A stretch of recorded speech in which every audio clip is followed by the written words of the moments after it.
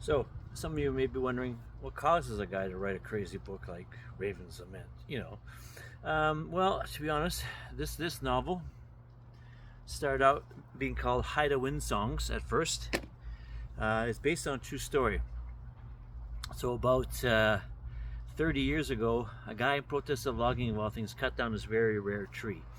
And to the Haida, they consider it sacred because they believe the tree has a prince trapped inside of it, and that's why the leaves are turned golden sorrel for the prince. Actually, it's a genetic anomaly. They've only found 6 of these things in the entire province so far. So that's the basis of it.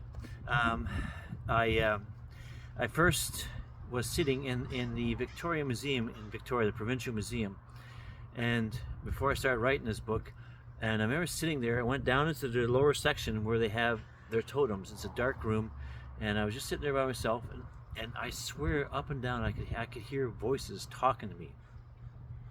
And about 2 weeks later, the story broke about this rare mystical tree being cut down in Haida Gwaii, which are the islands just above Vancouver Island.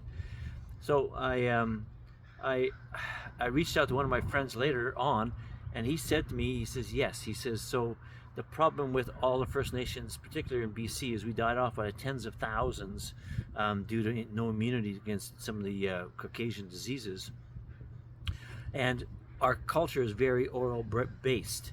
And so we when we passed away, we had no way of passing on our history, our First Nations legends, beliefs, all that kind of stuff. So we're always looking for something because we believe that people we're always reborn and we come back time and time again. And so they're always looking for people to connect with. And he says if they were looking, if your psychic abilities and spiritual, which I am, they were looking to contact with you. And that I get that from Tom Patterson, who's a Nakukcha member of the West Coast near Vancouver Island. Thank you, Tom, for that. That really helped me a lot.